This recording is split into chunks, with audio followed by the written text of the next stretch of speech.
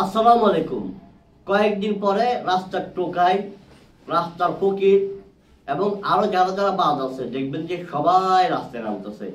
রাস্তায় বলতে সবাই সচিবালয় ঘেরাও করবে, সবার অধিকার আদায় করা লাগবে, সবার দাবি থাকবে, অধিকার আদায়ের জন্য সবাই নামবে, সবাই প্রধান উপদেষ্টার কাছে দাবি জানাবে।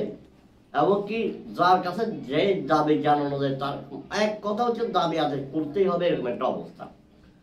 এখন কথা হচ্ছে দাবি আদায় করতে যারা যাচ্ছে, যারা দাবি আদায় করার জন্য যারা দাবি জানাচ্ছে, আপনাদের দাবি থাকতে পারে, আপনাদের দাবি আদায়ের জন্য, অধিকার আদায়ের জন্য আপনাদের কথা বলার শতভাগ অধিকার আছে। কিন্তু একটা অন্তর্বর্তীকালীন সরকার তার দায়িত্ব নিয়েছে, এখন 1 মাস পূর্ণ হয়নি।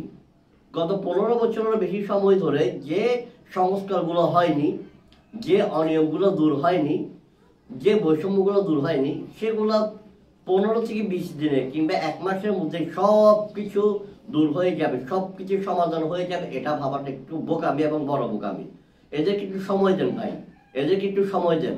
আপনাদের প্রত্যেকে দাবি থাকতে পারে, আমারও দাবি থাকতে পারে, আপনার দাবি থাকতে পারে, সবার দাবি থাকতে পারে।